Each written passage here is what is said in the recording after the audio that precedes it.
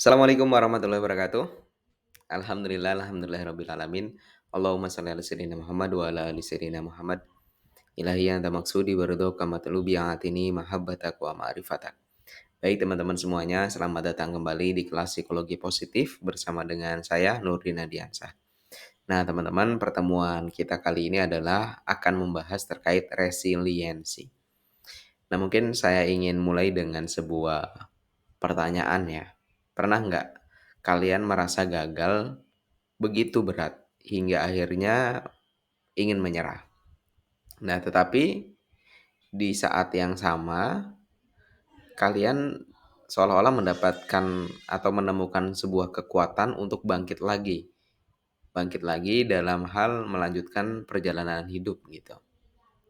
Nah, jadi secara sederhana itulah resiliensi. Secara sederhana itulah resiliensi. Jadi, seperti pohon bambu gitu ya di tengah badai, meskipun anginnya kenceng, bambu itu tuh nggak patah. Ia hanya akan melentur sesuai dengan anginnya ya. Lalu, ketika badainya berlalu, ketika anginnya berlalu, ia akan kembali tegak lagi. Nah begitu. Jadi, pohon bambu ini adalah, simbol yang cukup baik untuk menggambarkan resiliensi ini, lentur, kuat, dan mampu bangkit dari keterpurukan, begitu. Jadi, resiliensi di sini dapat didefinisikan sebagai kemampuan individu untuk pulih dari yang namanya kesulitan dan mampu beradaptasi begitu ya dengan yang namanya perubahan dan juga dapat tumbuh lebih kuat setelah menghadapi yang namanya tantangan.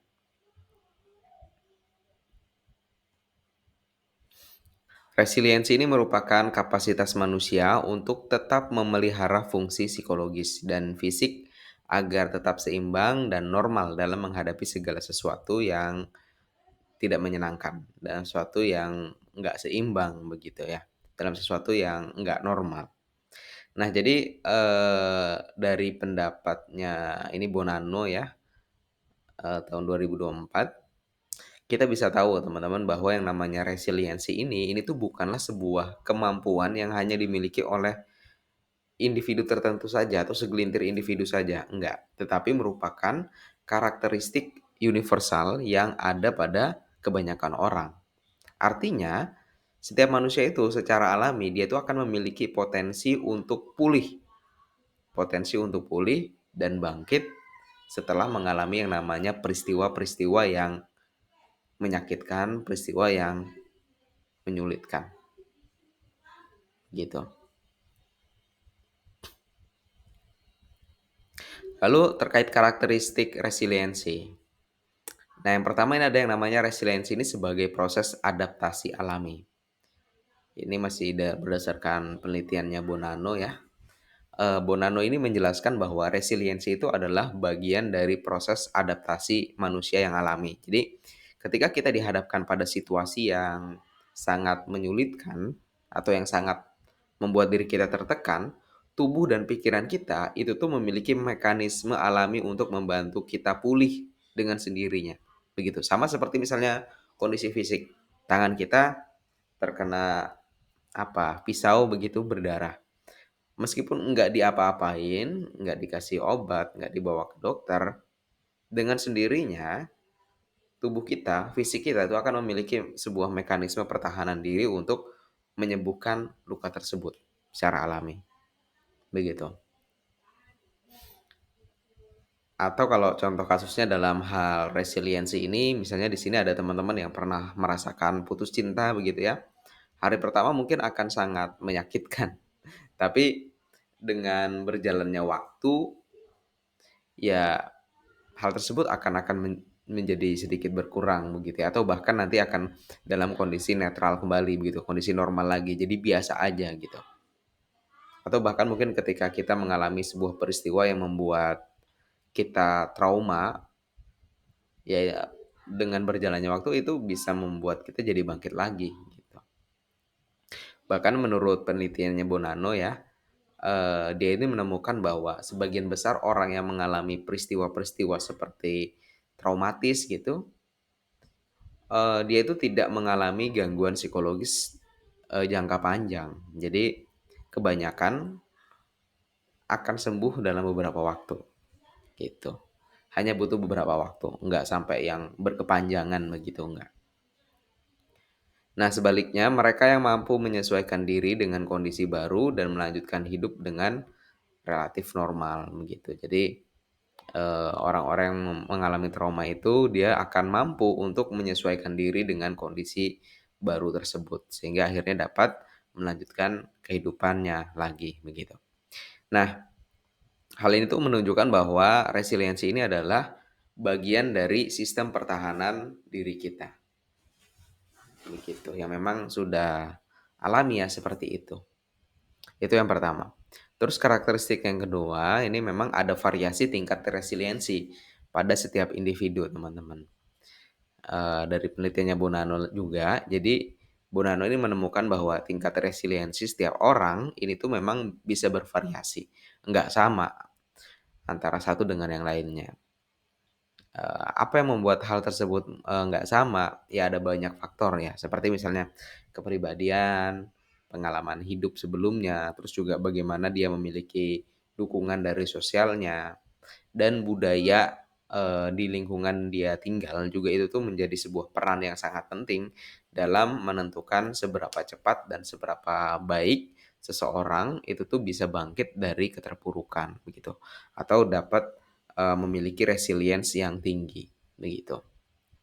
Contohnya begini, misalnya seseorang yang memiliki dukungan sosial yang baik gitu ya, teman-temannya baik banget, keluarganya baik, begitu ya.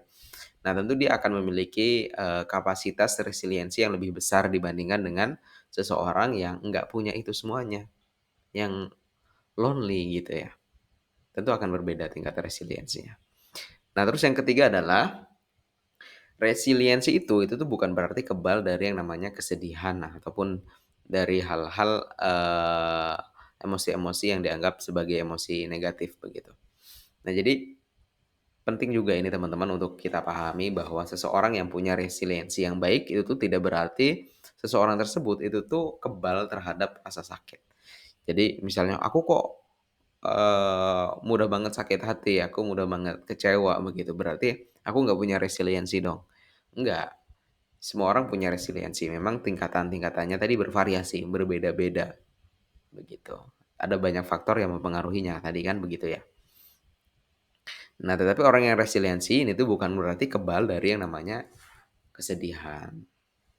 Orang yang resiliensi ini tuh tetap akan merasakan dampak, emosional dari peristiwa-peristiwa yang menyakitkan yang dialaminya itu. Tapi perbedaannya adalah, dia terletak pada cara mereka mengelola emosi tersebut dan juga, bagaimana dia memiliki kemampuan untuk melihat dari, sudut pandang yang lebih positif begitu. Karena sudut pandang yang positif ini tentu juga akan sangat membantu seseorang untuk dapat bangkit dari yang namanya keterpurukan itu. Nah, lalu implikasi teori dari Bonanno tadi dalam kehidupan sehari-hari apa? Resiliensi ini adalah bagian dari diri kita. Nah, ini yang perlu kita tekankan ya, teman-teman. Jadi, teori Bonanno ini mengajarkan kita bahwa resiliensi itu adalah sesuatu yang bisa kita percayai sebagai bagian dari dalam diri kita, yang ada dalam diri kita.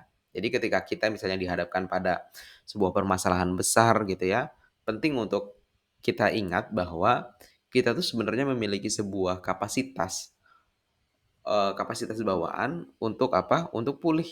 Tadi seperti kondisi fisik kita, ketika terkena, luka maka ya dengan sendirinya akan menyembuhkan diri sendiri gitu ya, menyembuhkannya sendiri.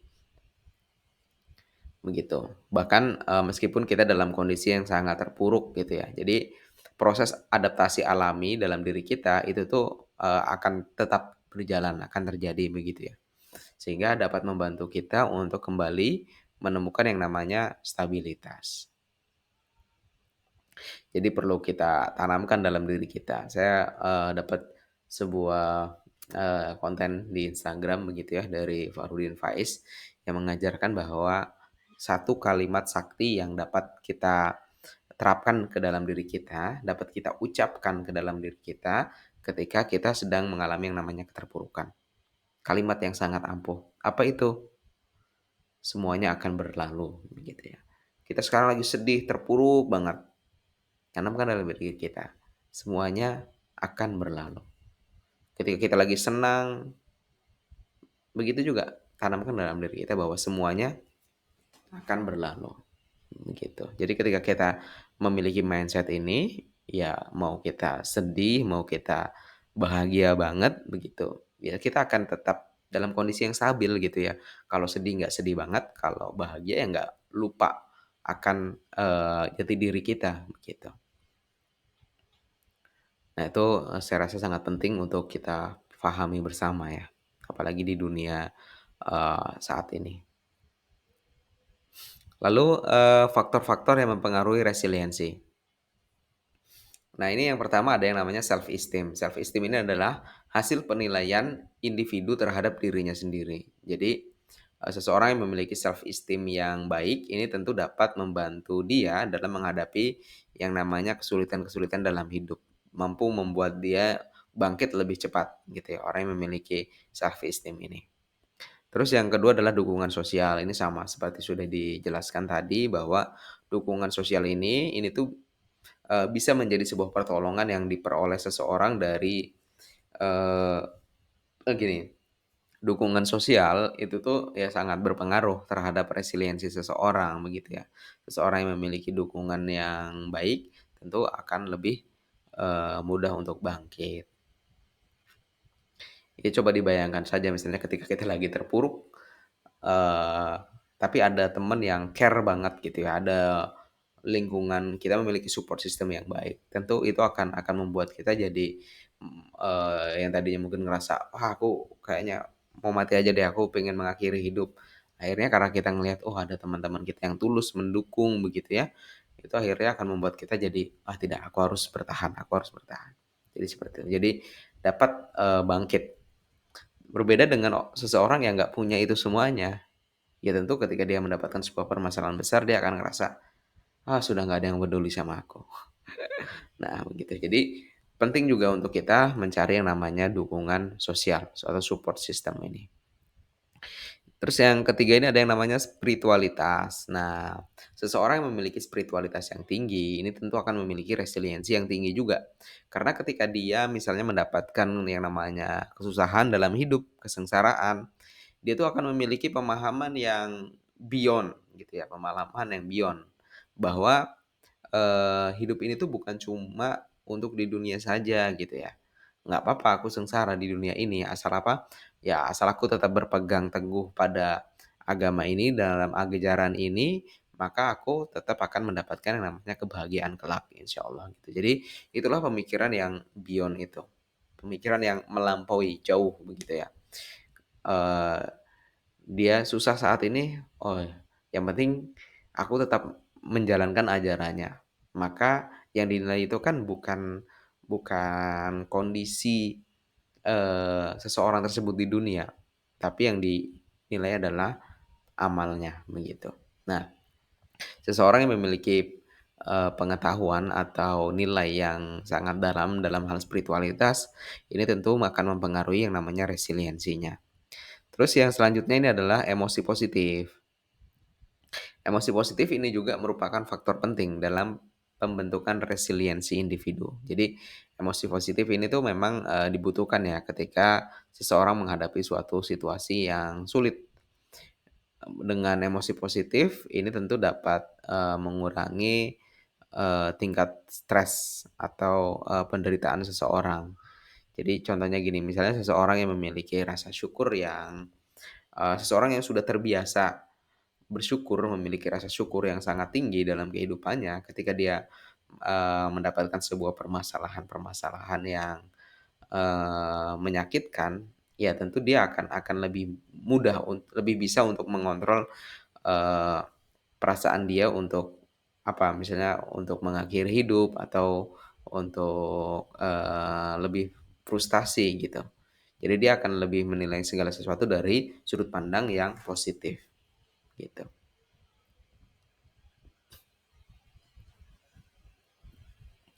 Nah, itulah teman-teman, materi kita pada hari ini terkait dengan resiliensi. Mungkin nanti, dapat kita cari lagi terkait aspek-aspek, yang ada dalam, resiliensi ini atau teori-teori lain yang mendukung, pembahasan terkait resiliensi ini agar lebih, luas lagi begitu. Apalagi untuk teman-teman yang nanti misalnya ingin meneliti terkait, variabel resiliensi ini, begitu. Baik, begitu saja, mudah-mudahan bermanfaat. Akhirul kalam, wabillahi taufik wal hidayah. Assalamualaikum warahmatullahi wabarakatuh.